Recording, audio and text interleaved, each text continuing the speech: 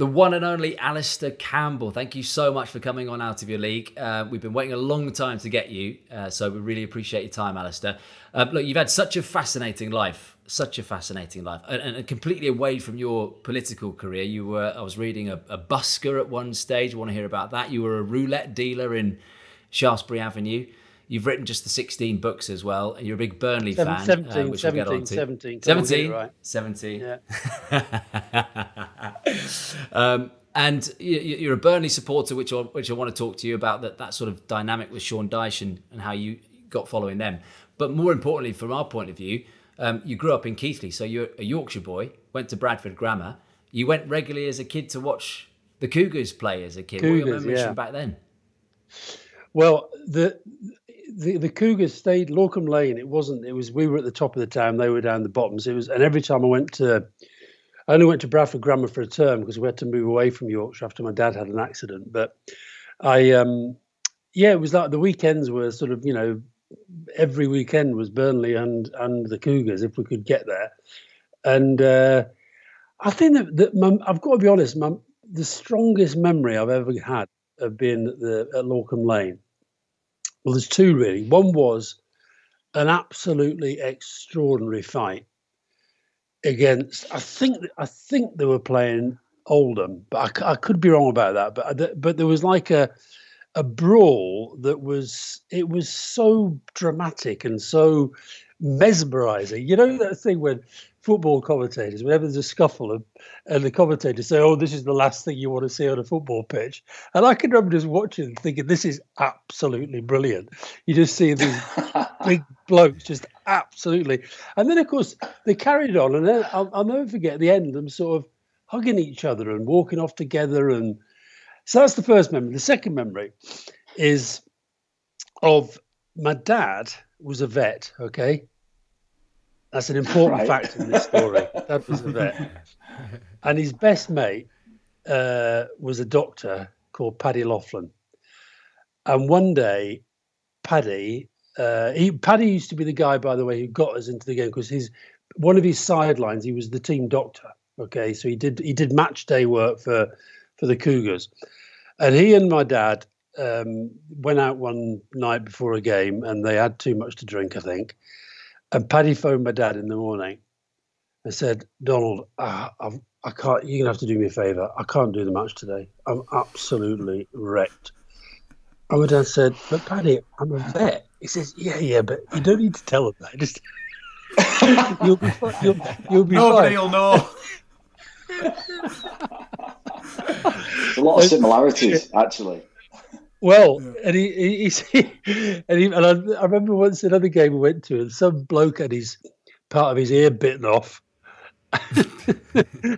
and so there was Paddy out there trying to stitch his ear up, and but no, I think do you know what? It's really funny you mentioned Burnley. My fanaticism for Burnley grew after we left Yorkshire. I'd always been a regular, went to home games, and I think it's a bit the same with rugby league, because I rugby league and cricket. I used to watch a lot of cricket as well, but I became much more interested after we left, and I think that's because, I grew up we left Yorkshire when I was 11, moved to Leicester, which I didn't really like very much, and then ever since then went to university. Did my busking career. And then since then, come on, tell us about that. Tell us about the busking career. About the busking. Well, again, it was to do with when we were growing up. My dad was from the Hebrides, mum was from Ayrshire. It was a very, very Scottish upbringing. I've always supported Burnley and Scotland, and Scotland's always been a big part of my life. And I learned the bagpipes when I was a kid, and I did languages at university. And when I did my year abroad, I've had a lot of strokes of luck in my life, but I was given, you get sent to a school, you can be sent anywhere in France. And I was sent to this school in Nice, just down by the port. And it was absolutely one of the best years of my life. Footloose, fancy free, single in Nice. And the work was about 12 hours a week max. And the rest of the time we could do what you want. Anyway, my mum and dad, I don't think they'd ever been abroad, or my dad might have been abroad for his work, but I know my mum had to get a passport, and they came down to see me. And I said to my dad, "Listen, just bring the pipes down, just to give me something, bring my pipes down, because when I'd gone down there, I just travelled very light, So anyway, he brought the pipes down, and a couple of weeks after they left, I thought, well, I can't play in the flat, I can't play in the town. Some of the kids will see me. So I went up to this little village about 5 miles out of Nice, a place called Es. And I just found this little quiet car park with nobody around. And I blew the pipes up, tuned them, and I started playing. And I kid you not, within about 10 minutes, a crowd of about 20 or 30 had gathered round, and they started throwing money in the box. And I thought, this is interesting. So that night, I went to the main pedestrian precinct in Nice, and I stood there, and I put my box down, and I started playing. And I promise you, I was never short of money. And so then for the rest of the time I was there, that's what I did. I busked and went all over Europe playing my bagpipe. Amazing.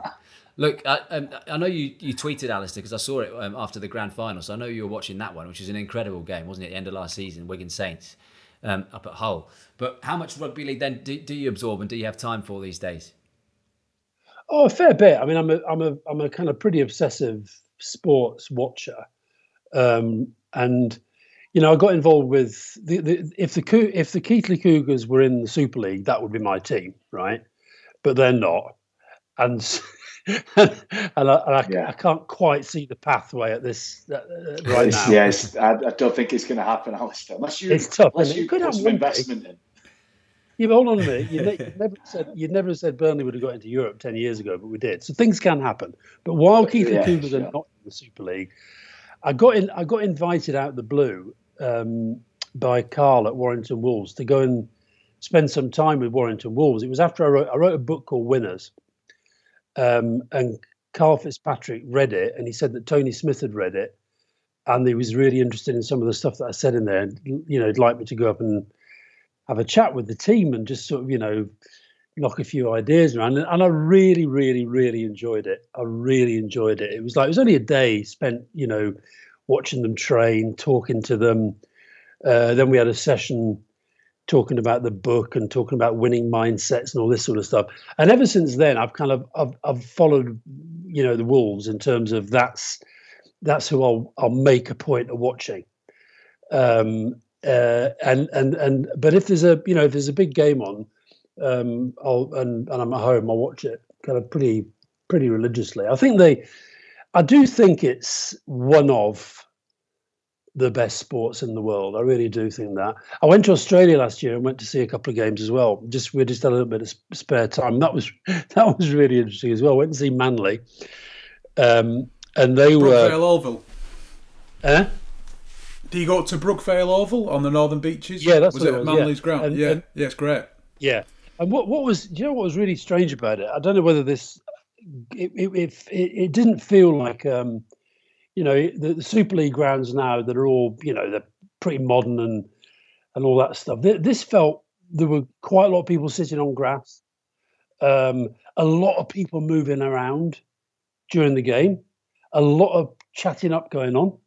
A lot of young girls there watching the game, and young blokes just going around. It was like a really big social scene, very, very different, but really, really, really. I mean, the quality. I do think watching the Aussies at it is something else. And I think the other thing that's interesting about being in Australia is, when you read in the papers and the extent to which rugby league is like the sport. I think that's you're always struck by that. So yeah, I watch a fair bit, and I just think it's faster than rugby union. I think it's more fluid. I think I can't pretend that I understand everything that's going on. I always get confused. I really get. You guys can have to help me with this. Why do they still call these guys props?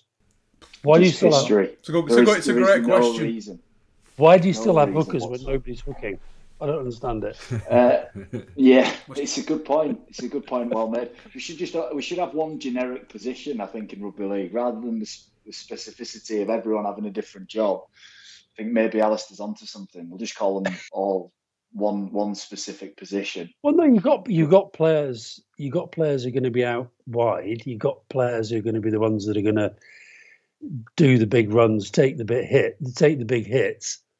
But I just think it's really confusing when you sort of, because I mean the scrum thing is really, really interesting. I do honestly think I can remember, when I was growing up and Eddie Waring was like, and rugby league was like the only sport really that got lots of telly coverage, and you'd see them going into the scrums and like nothing happening, and then eventually they get rid of them, and now you see rugby union and the amount of time that gets lost to the game in the difficulty that they're having in setting, binding, up down, and it's like, and what it means as well is that you used to have guys in rugby league who were props, and they were like the rugby union props in terms of they were the biggest and they weren't always the quickest, but they were rock hard. But now they've all got to be unbelievably athletic. And that was the other thing that struck me when that day that I spent with the Wolves, was just watching them train, just how unbelievably athletic they are. For big. I just love the idea, Wilco, of two of the most unlikely Warrington Wolves fans, and Stuart Pearce and Alastair Campbell, watching maybe Warrington against Saints, and Chris Hill runs over you and they're screaming, "Fuck off, Wilkin!" That's the lovely bit of imagery that's playing around in my head. Yeah, no, perfect. Yeah, no, I'd love. Yeah, well, I've been up to Warrington, and really nice stadium, nice people, and I went to. There was one of those days when they had actually Keighley were playing as well. One of those days when there was about, there were several matches being played on the same day, and I just think it's I think it's a hugely underestimated sport, and the other thing I've never fully understood is why it's never really taken off in the South. I know there's been pretty relentless attempts to get the whole London team thing going, and I've never quite understood why it's never taken off, because I think people who do get into it, wherever they're from, I didn't know Stuart Pearce was a Warrington fan. But anybody who does get into it, I think it's just one of the best sports there is. Yeah. On that, actually, Alastair, when I knew you were coming on, I was thinking about rugby league, and it made me draw a comparison with the Labour Party in its history, and your involvement in the Labour Party in particular, because obviously you were hugely influential in the Tony Blair era, the New Labour, New Britain sort of movement. But I've heard you speak about the Labour Party prior to that, like this, archaic, behind the times sort of vision of the past that was changing under people's feet. And you ask why rugby league hasn't grown, and I think ultimately it's probably because we spent too much time in the past, dwelling on the history of the game. But what we need, Alastair, is the new Labour, the new Britain. We need the new movement. We need somebody to gather behind. Listen, mate. The country needs that first. Hey, it does. We could start with rugby league. We start with rugby league as a tester. We'll start with rugby league and we'll work up to the country. That's how. Okay. Well, listen, I think rugby league. Look, you guys live and breathe it. Far better than I do. But it feels to me like a very modern sport at the moment. Is that wrong? And the way it's played certainly is, yeah. I think the way it's advanced and the athletes that play are probably, in the sports science that goes along with it, is at the forefront of any sport, to be honest. I think sometimes the way it's packaged and presented and the branding that goes behind it isn't always, going alongside that, but it's a tough question, to be honest. Yeah. And I would say behind the scenes, Alastair, there's a lot of complicated structures like grassroots rugby, the governing body, the Super League clubs, the Championship clubs, amateur junior clubs, and all of that is quite fractious. Like there's not like a unified sort of vision for where the game should go, and whether we expand or contract, whether we simplify it, shorten the game. There's so much dissent in opinion. And that's where one of my questions I wanted to ask you is, how important is clarity of messaging in your world, in the communications world?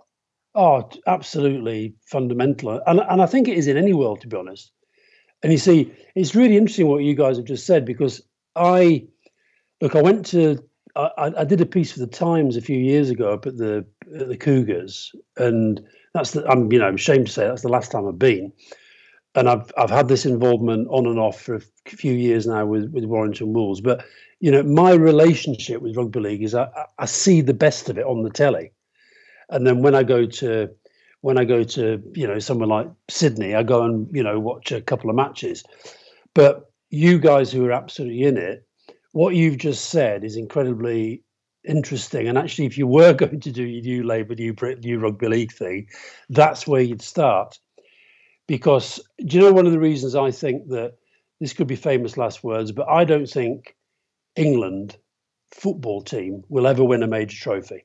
Okay, now I could be proved wrong by that by the time this goes out, but I'll tell you why I don't think that, because I don't think they've ever had strategic alignment in the game. Whereas I think when you go to Germany, France, to a lesser extent, Spain, Italy, these countries, they've got far greater strategic alignment between the body running the national team, the body running the league, and the body running the grassroots. And even though they can be separate, they don't all have to be the same. But what you've got in England, you've got a body that's running the national team and grassroots, the FA, and you've got the Premier League, which is where all the power is. And the Premier League, whose interests are in having the best TV ratings in the world. How do you do that? You get the best players in the world. How do you do that? You pay them the most money. How do you get the money? You get the most money for your TV. And it's like a kind of circle that goes round like that. And then you wonder why actually, to be fair, England have got some very good players at the moment, but there's not many of them would get into the teams of those countries that I mentioned. So, and I think if rugby league was to, if rugby league was to set itself an objective in our country, it would be to become the greatest rugby league country in the world. That's not unrealistic. It's bold. Australia at the moment, you'd have to say that's what they are. So that's how you'd then frame everything around that. Well, how do we do that? Well, you've got to get the elite right. How do you get the elite right? You've got to get the grassroots right. How do you do that? You can't do that successfully unless you're doing those two parts of it are working together. So that's interesting what you said there. That says to me, maybe a bit like the Premier League actually, that the top end makes the sport look a lot better than it is. I'll tell you what, boys, there's an opening, isn't there? There's a free position at the top of Super League at the moment with the chief exec in waiting, Alastair Campbell. I can see it. I can see it happening. We tried to get Eddie Hearn to buy Super League on the podcast before. I can see Campbell pulling it all back together. What? Has Eddie Hearn done the podcast? Yeah. At the very beginning, when we did it out of a basement about 3 years ago on the outskirts of Manchester. And through Will's contact, we managed to get you're now on the outskirts of St Helens, are you? That's I'm in my bedroom on that. But we had a good little chat with him actually for 20 minutes because he'd done an interview in the press the week previously saying that he did have a vested interest in getting involved with rugby league, and I remember that. Yeah, good few years. Well, look what his dad did, Alastair, with darts and snooker, and he with no sort of personal connection to the sport was just thinking it was underachieving and it was underrated and that he could have turned it around, but it kind of came to nothing in the end. Yeah, fair enough. I do, because I do these interviews for GQ, and I interviewed Eddie Hearn a couple of years ago now. We talked a little bit about that because his what they've done to darts and snooker, and he's also obviously closely involved in boxing as well now. They've understood. I mean, if you'd ever have said to me that darts would become this, not just a spectator sport, but like that massive event. I can remember every Christmas without fail, my two sons at some point around about Christmas will say, "Dad, can you get us tickets for the Ali Pali?" It's like they're obsessed with it, and it's that's because he's so maybe he could do stuff like that. And like the other one, the other sport that I mentioned, when I was a kid, I used to watch a lot of cricket, and I used to go to watch Yorkshire and go to test matches at Headingley and stuff like that. And I can remember when the 40 over, 50 over thing, all that came in, and traditionalists being very kind of snooty about it. But you look where it is now, and the success of stuff like the Big Bash. So, I definitely wouldn't look down on people like Eddie Hearn, whether it's him or somebody else coming in and saying, look, there may be ways of livening things up a bit. And the other thing is, I also think the way that rugby league is, there's this huge debate going on in football at the moment about VAR and whether it works, and the Euros did it better and blah blah blah. Rugby league, I mean, it's really is part of the spectacle, and they've done it. I think they've done it really well. The fact you can be in the stadium and you can see exactly what the guy's seeing as he's trying to make a judgment, and exactly the same as the TV viewer saying it as well. So I think that's an innovation. These innovations can happen. Yeah. Have I got the job yet? Before we get on and talk a little bit Yeah, about politics, which I want to do, just a tiny bit, you've definitely got the job. You mentioned Burnley there as well. Are you as much of a Burnley fan as Tony Blair was a Newcastle supporter? And where did all that come from? Because didn't Tony Blair once claim to have watched Jackie Milburn play and then realised that he was about 30 years too young? He did not. It is the guy who wrote that. This is how stuff happens, right? The guy who wrote Here we go. No, the guy who wrote that story has admitted, right? He's admitted that it wasn't true, that he didn't say it, right? And yet still, any time I get asked about Tony Blair in football, he said he was on the Gallagher when he was, minus 15. No, I'm a bigger Burnley fan than most Burnley fans are Burnley fans, and I'm a bigger Burnley fan than most people are any fans, because I'm ludicrously fanatical. I worked out the other day, I've been to 87 away grounds as a Burnley fan. Have you? Quite a lot. Yeah. That's part, it tells a lot about our kind of up and down trajectory. No, Tony likes football. He watches quite a lot of football, but even now he's out of office, because he's still got quite a lot of security around him. It's such a palaver when he goes to any event now. So look, he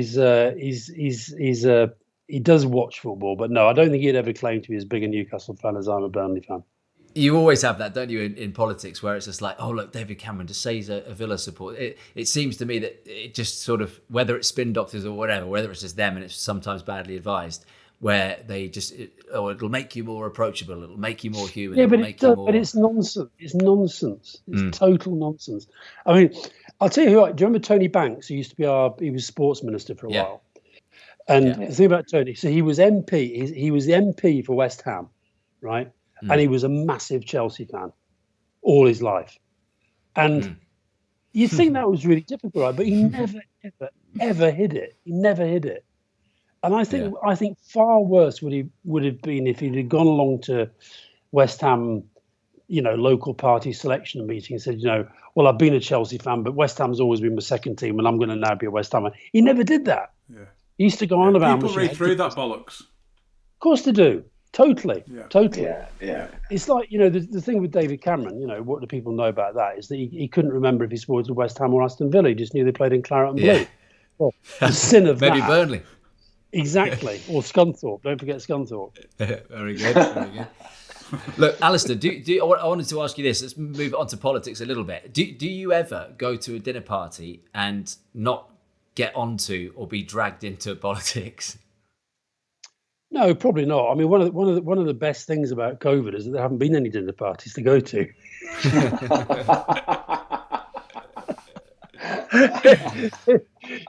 I don't mind going out for dinner with people I want to go out for dinner with, but those sort of that idea, some people just love to have bringing sort of different pairings together and all that sort of. I can't be bothered with that. But no, generally, we it's very rare to have conversations that aren't about politics. Very rare. And of course, at home, because with Fiona, I mean, every morning it's like, we're both just at the moment we just wake up in a complete rage about state of the country, state of the world, state of the government. Just it does my head in. You know, for those who don't know, I think most of the people do listening to this, but of course you were, Tony Blair's director of communications until 2003. When you look back on those days, what kind of emotions do you feel when you look back on them?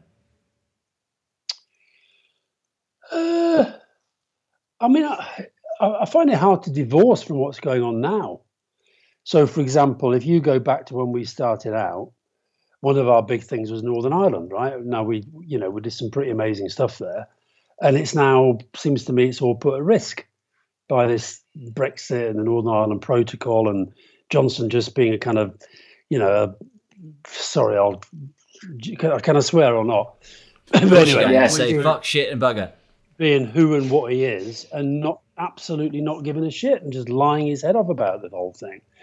Or then I look at stuff that's happening in, take Europe. One of our big things is to try to cement Britain as a, major player within the European Union. Now we're out of the European Union. So I look back. I mean, I've written eight of the 17 books in my diaries, and I look back at them and I think, we did a lot, and a lot of it was good, and I feel very proud of the part that I played in that. But then the other part of me says, but a lot of it's been picked apart already. And that's sort of, I find that quite difficult. I mean, I tell you what, I don't. Incredibly frustrating to have built something that and be such a fundamental part of something that was really great, and made a lot of peace over in Ireland, and been part of something bigger than Britain as in Europe. Must be incredibly frustrating to see it now. It is, and it's doubly frustrating because. The other thing that's happened, I remember Brendan Foster. Brendan's a really good mate of mine, and he phoned me up about, it was just before the Ed Miliband election against David Cameron. And he said, every time I listen to Ed, it's like he wants to distance himself from everything you guys did. He said, it's like the Man United fans of today saying they don't want anything to do with Alex Ferguson. You won 3 elections. You're the only Labour Party that's ever won 3 elections in a row. Nobody's ever done more than 2. Nobody's ever done 2 full terms before, and yet they sort of don't want you on the pitch. And it's like, and there is something a bit mad about it. So that's doubly frustrating as well. I look at the Labour Party and I get frustrated. I look at the government and I get angry. And I really worry about where it's going. I think that whatever people want to say about Tony Blair and Gordon Brown and John Prescott and all the others who were involved in that government, I think there were, we had a really good, very varied, very big team of strong characters, and we got a lot done. And I look at both main parties now, and I just think, how have we gone from that to this? You're absolutely right. It's incredibly frustrating. And you're very strongly attached with that period of your life, Alastair. Is there any ever, that particularly the sort of Blair era of your life, is that frustrating that's a really strong attachment, or is it just something that you're proud of? No, I don't feel frustrated by it. I mean, look, I look, it can be there's stuff that's attached to it that can be very annoying. I mean, there's not a single day, literally not a single day, that there won't be somebody on Twitter calling me a war criminal. Whatever you do in relation to anything good about Tony, they'll say, "What about Iraq?" It's like any time I trend on Twitter. I mean, I laugh about it now because I think it is quite funny. If ever I'm trending on Twitter, you'll get a load of people saying, "Oh, he was trending. I thought he was dead." Hashtag hopes let down another day kind of thing.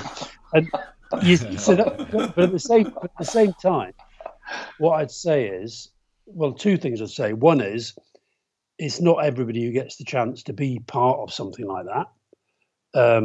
And secondly, a lot of the stuff that I do now, even if it's not related to politics, I've got enough awareness and humility to know that is why I do get asked to do a lot of things. If you were, there's one thing, I don't know if you know this, but one thing that I've done in the past, right, that I mention every single day, and I have done since it happened, Now, guess what it is? There's one thing I've done in my life that I mention to somebody every single day. I'll tell you, it's the fact that I played football with Diego Maradona at Old Trafford in front of 72,000 people. I say that Fair play. every time. Now, the thing is, that would never have happened. The reason I got asked to play in that soccer aid was because they knew who I was, and they wanted somebody that I was playing for the rest of the world. They wanted somebody that the England fans could boo, and I'm the man, right? So, and if I take you through to that room there, there's a huge picture of me and in my office at home. There's a picture of me and Mandela. There's one of Bill Clinton, but the only person who's got more than one is Diego Maradona. There's one of Pele as well. I play with Pele, but I don't talk about that as much because I'm a Maradona man. Some big names. Big names. When you mentioned social media there, Alastair, I know in some of your books you've said a lot of people think you're a wanker. You also say that when you walk down the street, you very rarely get any kind of face-to-face physical abuse, which when you've been through that time that you mentioned of Iraq and weapons of mass destruction and everyone's got that opinion on social media, Twitter and Alastair Campbell go hand in hand. They are made for each other. But obviously when you were doing your thing, it wasn't a thing, Twitter. I mean, how different would life have been with social media around in the sort of early noughties for you? It's hard to answer that. I honestly don't know. I think that there's a bit in the book on Winners where I'm talking to Arsene Wenger about this whole thing about dealing with the media, and he said this thing to me that's really, really interesting. He said that all the pressures of the modern age are to be tactical. Somebody says something on the phone, somebody tweets, somebody puts out a statement, whatever. And he says it makes it more important to be strategic. Now, I'd like to think that we would have stayed on a strategic course, even with all the noise that's going, because you get noise anyway. I think one of the hardest things for a lot of these modern sports guys. Remember, I talked about this on the day that I spent with the Wolves guys. Is that I mean, obviously they don't get it like Harry Kane at the moment, or the Ronaldo and these kind of massive global names in football. But they get it. They get grief, and they get people saying they were crap, and they get people, and it's. I really think it's important that maybe this is another pitch for the job. I don't want it, by the way. That they maybe think that I think they should be educating these players to understand this stuff, because look, it's not true that I don't get any. I have had physical stuff in the street, and I have had abuse and what have you. It happens a fraction of the time that you'd think if you were looking at social media. And everybody, I think, would say the same on that. But at the same time, why do we think that a kid who's, say, 16, 17, who suddenly becomes a successful sportsman or sportswoman, and they're suddenly getting all this abuse, why do we just automatically assume that they're going to be able to deal with that in an okay way? They might not. And that's going to affect them badly in terms of how they play. So I think actually educating people to understand that it doesn't matter. It really doesn't matter. It only matters if it's your mum who's saying it, or if it's your siblings, or it's your best mate, or it's your boss, or it's your teammates. If any of them are saying you're a wanker, then you've got a problem and you should take it seriously. If some guy who... It's not. Look, I mean, I'm as bad as this. Anybody, I can watch I try to be positive. I try to never say anything bad about anything to do with Burnley. If I'm watching a football match, say between, I don't know, France and Portugal, I'll tend to only, I don't know why we think it even matters that we tweet what we think and what a goal, what amazing thing, pray for Ericsson, whatever it might be. We're all doing that, right? Why do we allow ourselves to be upset by the view of some kid who's probably sitting in his mum's, basement on a sofa in his underpants watching the football, and he says Marcus Rashford's shit? What does he know?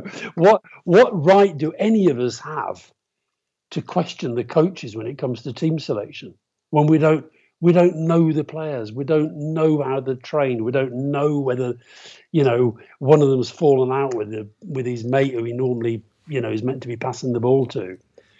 But isn't that amazing, Alastair, that guy that you've described there, he can then gauge a reaction from Marcus Rashford. There is a chance that Marcus Rashford could see that, and that guy in that basement has that power and has that effect on someone. Yeah, but that's why I interviewed Harry Kane recently for the Evening Standard just before the Euros, and I, because I said to him that I genuinely, and I'm pretty sure this is true. You never know, because sometimes you maybe put a mask on and you persuade yourself of things. But I genuinely don't care what somebody I don't know says about me. I really don't care. It's of no interest to me at all. It will be of interest if they say something insightful, and sometimes people do. Sometimes people say insightful things, but with the people who just abuse you, utterly pointless letting them get you. And Harry Kane was interesting. He said he never reads the papers. He's on social media because he's a big part now of who he is and his profile. He's got 10 million Instagram followers or Twitter followers. I can't remember which it is. He makes money out of that. He has causes that he believes in, and he uses it for that. But he'll be getting a lot of grief. I thought, sorry to be so confused in my sporting allegiances, but I'm a massive Scotland fan when it comes to football. And I don't know if you saw that interview that Stephen O'Donnell did after the second game when he played really, really well. He got loads of grief after the Czech Republic game, and he was brilliant against England. And the same people who were saying, "You're fucking useless. Steve Clark, why does he keep picking his mate from Kilmarnock? He's fucking useless. Nathan Patterson's 100 times better," And then suddenly he's absolutely brilliant. And O'Donnell did a really, really good interview. He said, "Yeah, it did get to me. It did get to me. But what he said, what got me through it? It was the fact that the players kept telling me, they don't know what they're talking about. They don't know what they're talking about. The papers don't know what they're talking about. The fans don't know what they're talking about. As long as the manager believes in you, as long as we believe in you, and that's what matters. And I find people are just too willing to be sort of let themselves get crucified by other people. Yeah. O'Donnell was also brilliant as well, because after that match, he was asked about Jack Grealish, because he had Jack Grealish in his back pocket, didn't he, when Grealish came on after like 60 minutes. And John McGinn, who's his Villa teammate, had told him basically the way to get into Jack Grealish's head is not to mug him off and tell him he's shit, and flatter him, tell him how good looking he is and how much he loves his calves. And that just absolutely pickled his head for about 20 minutes. that would have happened with Jon Wilkin as well, I reckon. You would have been a bit of that, John. Yeah. But that's the other thing about. That's the other thing about. I mean, you're asking earlier about Sean Dyche. I do have a very good relationship with him, but it basically, he says to me virtually every time we're together, he will say, when I start to talk about football and well, what about Vid? Why haven't you been picking Vidra a bit more? And he'll just say, "Listen, I know fuck all about politics. You know fuck all about football. Let's just keep it like that." Brilliant. It's not that you know nothing, right? But you don't know. I can remember once watching a game. Burnley were playing Arsenal in the cup. We were still in the Championship, I think, and we were playing Arsenal at home. And Alex Ferguson wanted to come to the game, partly because he's obsessed with football, but also because just to look at Arsenal and see which players they were playing and what have you. And I was sitting next to him in the director's box at Burnley. And I don't know if you guys have ever watched a game with somebody who really, really, really understands the game, right? And he would say things like, there was a guy, he actually ended up going on loan to us, a guy called Randall, who's playing for Arsenal. And Fergie just sort of goes, "He'll take him off in 5 minutes." 5 minutes later, he gets subbed. Then about 10 minutes later, he's going to go through at the back in a minute, or he's going to do something at a free kick with it. And it's like they're watching a different game. They're watching a different game to the ones that we watch. Alastair, I want to ask you about, because I know during that sort of number 10 time for you, shortly after that, you said that you lost a lot of respect for the media. Your respect for politics rose, but for the media, it fell. We, on this podcast a couple of weeks ago, we had a podcast talking specifically about, sports media and their relationship with players, coaches and clubs these days. I've been in the media my whole working life since I was 17, worked for Kelvin MacKenzie, worked for the BBC. These two guys have obviously played professional sport their whole lives. So, we've got a view on it. And things that came up in that conversation were just like the absolutely sort of irrelevance now of the press conference and the fact you get nothing out of it, and you get these cliched questions, and these things have been happening since the 80s really, and we've done nothing about it. But what do you make of, as a media man, the sports media's relationship with players, coaches and clubs from a football, from a rugby league point of view? I think it's a big question now. I think it's complicated. I thought it was really interesting, the Paris Open, Osaka, the Japanese tennis player, when she, refused to do the press conference, to which she's contractually obliged, and she gave, I thought, a very good reason. And then, the authorities, their response was, you've got to do them, and you won't play in the Grand Slams unless you do them, rather than, I think, a far more mature response would have been, well, actually, do people care about what she says at a press conference, or do they want to see her play in tournaments? And, I had an experience of this because, I went on the Lions tour of 2005 when Clive Woodward asked me to go and do the media and the comms on that. And I really enjoyed it. But I said to Clive right at the start, the media will not let this work. They won't let it work. And I'm not saying they cared that much, but they made me a story because I knew that they would. And it meant I couldn't really do that. Do you know what? That was when I realized I could never do another communications job again.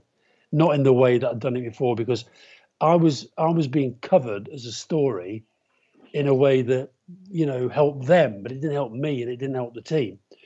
But what was really interesting was, I remember on the plane out, it was May the 25th. It was the day that Liverpool had that amazing win in Istanbul.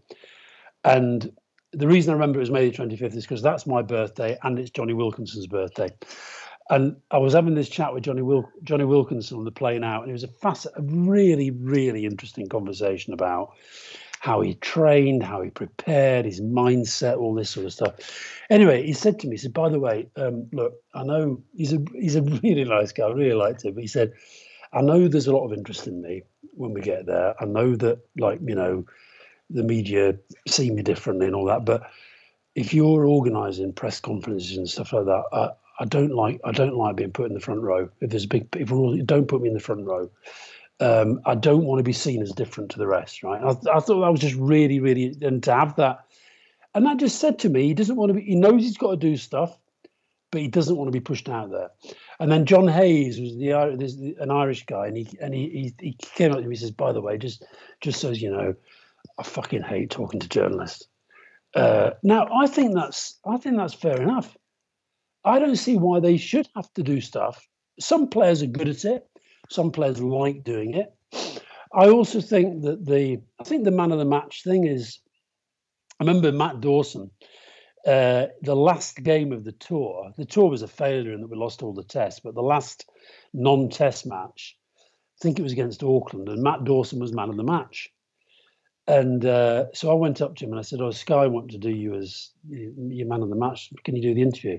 Tell him to fuck off. I'm not, those people, all they do is slag us off. And I can remember him sort of saying, I'd never do that. With these players, the big players, they know what it's like, and now what's he doing? He's a pundit. But, I get that. And I think that's the thing about man of the match. The other thing I think, I won't say it is, but there's a couple of the Burnley players who, it's so obvious to me they hate doing it. Don't make them do the match thing, So I think that's another thing, if you were getting Eddie Hearn to modernise the game, like, who are the best communicators? Who are the ones who enjoy it? Who are the ones who make you feel good when they're talking about the sport? Use them. And obviously, I think people accept that being a coach now and being a captain, that is part of the job. They have to be out there, promoting themselves, promoting their teams, promoting the sport. but don't make everybody do it. Alastair, look, so many big questions just because we could talk. You're fascinating to listen to, and we could talk to you for hours and hours and hours, but I want to get your view on a few other things. Obviously there's a lot of debate now around England football players taking the knee, and there has been during the Euros. And before that, obviously throughout the Premier League season as well. Well, Rugby League is sending its message with this 13 seconds, which sees players support the game's anti-racism message. Those who are against those stances argue that politics should be kept out of sport. It's always been political sport, though, hasn't it? Well, the very creation of Rugby League was political. It was about, a sport creating itself out of another sport because of a fundamental disagreement about what the sport was. Well, it's not party political, that's not Tory or Labour, but a lot of it was about the way that the sport that you were leaving was run, who it was being run for. Well, they're political questions. And it's like, and what gets on my goat on this is the same people who are saying that, they shouldn't take the knee. They're the ones who are saying, why wouldn't UEFA let England wear the poppy? It's like people want things to be political when it suits their politics. And, I talked about this to Harry Kane. And he was really, really articulate about it, about why he felt as a white guy that it was really important not to stop doing it just because people had stopped talking about the issue that led to it. And I respect that, because I've always said in communications, it's not about the big moment, the big hit. It's about how you then kind of take that forward and carry it on. And so I support them doing it. I think the argument against it is, I don't buy it, I'm afraid. I don't buy this idea that they're saying it's about trying to keep sport out of politics. People said when people were boycotting South Africa, they said, "Oh, we shouldn't do that because let's keep politics out of sport." But no, because sport is part of politics, whether we like it or not, and it's how you then use that. And sport does have it has such a power to do good. I mean, one of the things we haven't talked about, I do a lot of work in mental health campaigning. Rugby League has been brilliant on mental health. At that kind of campaigning level, both here and in Australia. The whole State of Mind campaign, and that's political. You can say, well, that's because we know that rugby players have to be strong psychologically, but them saying we're taking a stance on mental health, that is political. You're not saying you like a government or you don't like a government, but that is part of politics. Sport is being, a message that we want all kids to be fit. That's political. Look, I mean, I just wonder as well, back when you were in number 10, how much you were sort of asked to spin things and to doctor things. I mean, I'm just thinking almost with the UK government intervention into the European Super League and how they kind of then use that as some sort of soft power and some sort of part of the playbook. Do you have any sort of recollections of having to get involved with sport when you were there? Oh, there were loads. I mean, the big one was when we went for the Olympics. That was a big decision because, one, you might fail, and everybody thought we would fail. Two, it's going to take a lot of work. And likewise, when we went for World Cup bids as well, it's something galling about you get these memos from FIFA saying, His Excellency will arrive at so and so, and he must be referred to as Mr. President and all this sort of crap, and you have to give them all these big dinners and all that sort of stuff. So that goes on all the time. And then there's always the discussion about if and when a prime minister or who should go into a big game. So I remember Euro 96, John Major, the Germany game, John Major sitting there in the front row, obviously desperate for England to win because it was felt like this football's coming home was going to have a political effect. And I'm sort of sitting there, I'm going to be honest here, right? I'm sitting there thinking, come on, Germany. True Scotsman. And I was sitting next to a Scottish special branch guy who was looking after John Major, and he was in the same boat as me, absolutely. But so I think we kid ourselves about. I think we just I used to get criticised a little bit because I think the one area where maybe I allowed my own views and interests. I was always conscious. Tony was the boss. I was there working for him. But maybe I pushed the football thing and the sports thing very, very hard all the time. But I'll tell you what, if you were to go back through that period, and whenever somebody like Tony was leader of the opposition for 3 years, prime minister for as long as for a decade. But if you go through, like, say to a BBC researcher, find 5 iconic clips of Tony Blair, right? I guarantee that one of them is the headers with Kevin Keegan. when he was, and that was I'll tell you, that was one where a little bit of football knowledge came in handy, because everybody else thought it was a terrible idea, right, in our team, because they thought, well, how's he going to be able to keep up with Kevin Keegan? Kevin Keegan's like a world-class footballer. Tony's not played since he was at university. But what I understood is that is the reason why it was safe to do it, because the thing about Kevin Keegan, he could head the ball like Tony or I or any of us could throw it, right? Tony could head it as long as he got it within 5 yards of Kevin Keegan. He'd do all the hard work. Kevin Keegan's going to get it back. Yeah. And he did 20. I think it was 22. Incredible. That always just reminds me of that scene is in the film The Queen, where he answers the phone and he's with Sherry and he's got his Newcastle top on, which we touched on at the top. Look, Alastair, you. I'll tell you a funny story about Newcastle. We had a G8. There was a G7, G8 summit, and we were the hosts. It was in Birmingham, and it was on the day of the cup final. And it was Liverpool against Newcastle. And I said to Tony, listen, I've got Kenny Dalglish's, I know where they're staying. I think it'd be good if you sent them a note wishing them luck.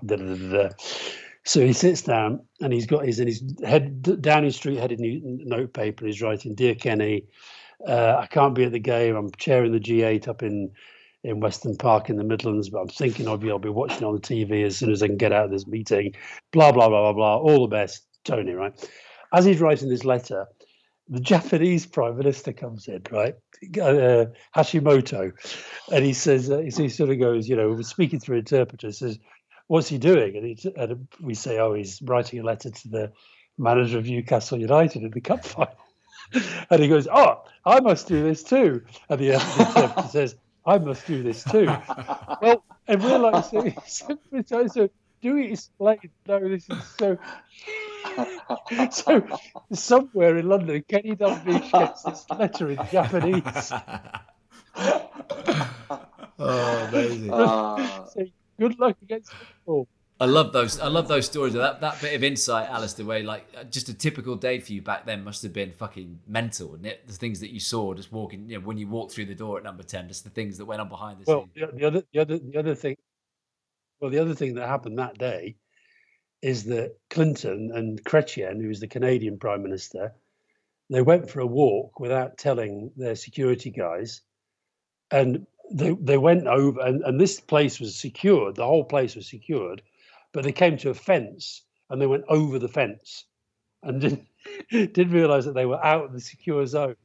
Oh my word. So these, American security guys absolutely going nuts. You mentioned there, being a mental health campaigner. Yeah. We've had all sorts of, people on the podcast, particularly this series, this season. Greg Inglis, playing at Warrington, talked about his issues in the past. And I don't know, it's been very public that you had your issues with depression, and issues is a shit word, isn't it? But you had your history with depression and alcoholism. When for people listening that it could help them, when did that first come to reality for you? Well, funny enough, I had my first warning about drinking when I was about 17. I went to the doctor because I had these terrible skin rashes, and she was sort of looking at it and she said, can I ask you how much you drink? And, I did what most people do, which I sort of, a couple of pints every weekend. And actually it had been after a really sort of very, very heavy weekend. And then I went to university and it became, I think I was conscious of it becoming a problem, but I was very high functioning. I was, getting good grades in exams. I was, and then when I became a journalist, it really came to a head in 1986 when I had a complete breakdown. I had a psychotic breakdown, hearing voices, doing crazy stuff. Ended up getting arrested. Ended up being committed to a hospital, psychiatric place, and that was when I really you got no choice but to realise you sort of suddenly lying in a bed in a hospital with psychiatrists putting stuff in you, and so that was a big turning point. But what happened then was that they advised me to stop drinking, which I did. I didn't touch drink for 13 years, but the depressions kept coming, and I realised that actually I never really got on top of the depression. The last book I wrote, Living Better, was really about how I started to deal properly with depression after I left Number 10. And what I was in 2005. I described this in the book. I was out with Fiona, my partner, and I started beating myself up physically again in a public place. I was punching myself really. I had black eyes. I was really and as I was doing it, I was saying to myself, you cannot do this on your own anymore. You just got to get help. And that's when my best friend, sadly he's dead now, but Philip Gould, he said, he'd been nagging me for ages. He said, this depression thing's getting ridiculous. The gaps between the bouts were getting shorter and shorter. And he said, look, I see this guy. Why don't you go and see him? And I said, no, I'll be fine. I've always done things my own way. I'll do it my way, etc. And I went to see this guy, and it's been transformational. I still get depression. I've had 2 or 3 bad episodes in lockdown, but way, way, way better than it used to be. And I'm just much better now at dealing with it. And how do you manage it, Alastair? What do you do to kind of, when you're going through a rough patch, how do you kind of manage it and get back on your feet? I think having been through it quite a lot already is a big thing. I think telling yourself, even as it happens, the first thing I do now is I accept it when it happens. It's really funny this, actually. I'm just thinking this, talking about rugby, because in the book, I describe what it feels like. And I actually say that the ball, it's like a rugby ball. It's like an oval rugby ball shape. It's got my depressions have got I always point up there because it feels like a cloud that's coming towards me. And it's this oval shaped cloud. And it used to be, I used to fight it and say, leave me alone, get away, fuck off, But now what I do is I say, oh God, here we go again, in you come. And the other thing I never used to do is I never told Fiona, now I tell her straight away, I've got a depression coming on. And that sense of self-awareness then allows me, I've got this thing called my jam jar, where it's all the things that I'm just having. It's literally, there's a physical jam jar and there's a piece of paper, and it's got all the things that I know will help me get through it. So if I go through them, FFF is the first one. That's Fiona, family, friends, friendships and family, most important. Meaningful activity, which is both, work to make a living, but also stuff that you want to do because you want to change the world, whether that's politics or mental health campaigning, whatever. And then it's the fundamental sleep, diet, exercise. I never used to take those seriously, and now I'm fanatical about all 3. And then it's the things that matter to me. So, Burnley Football Club would be one of them. Playing the bagpipes would be another one. My bike would be another one. My dog would be another one.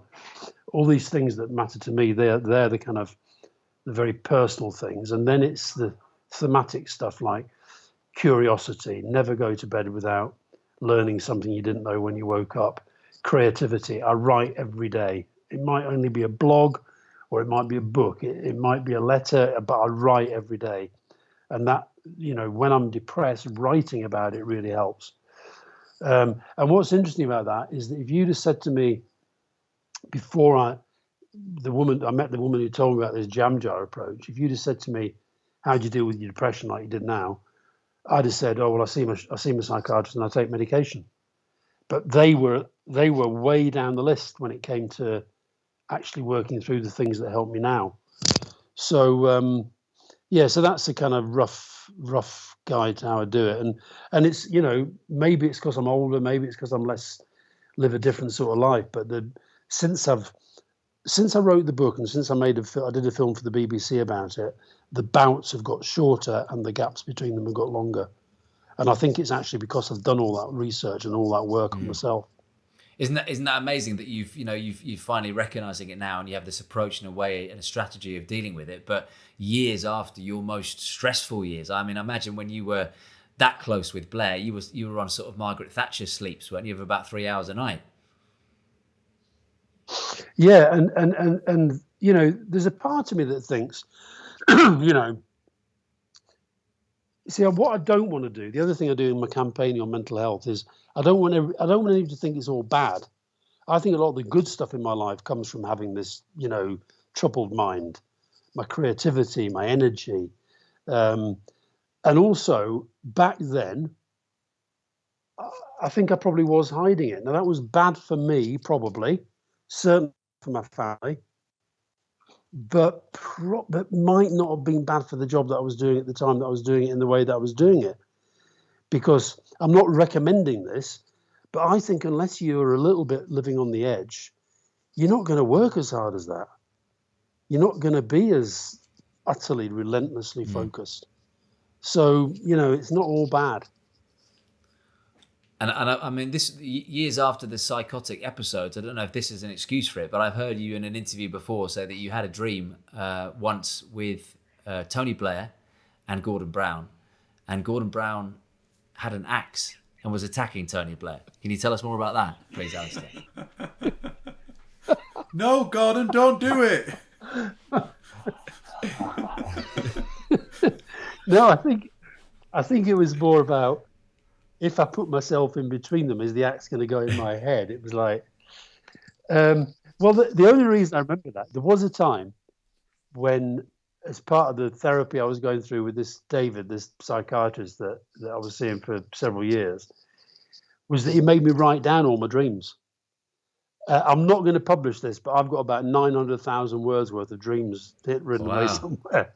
And there's this thing you can do, there's a state called Hypnagogia, which is when you're between waking and sleeping, right? And a lot of the dreams happen when that's going on.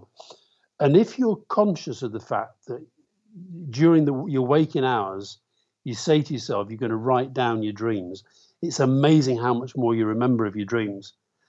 And so I was waking up, and it's true. Listen, I still have a lot of dreams that are about Tony and Gordon fighting. I do.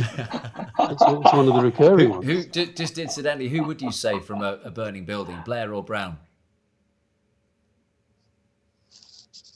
Oh, I'd try and get them both out. I'd definitely try and get them both out. The spin doctor sits on the fence. I love it. Look, it's been...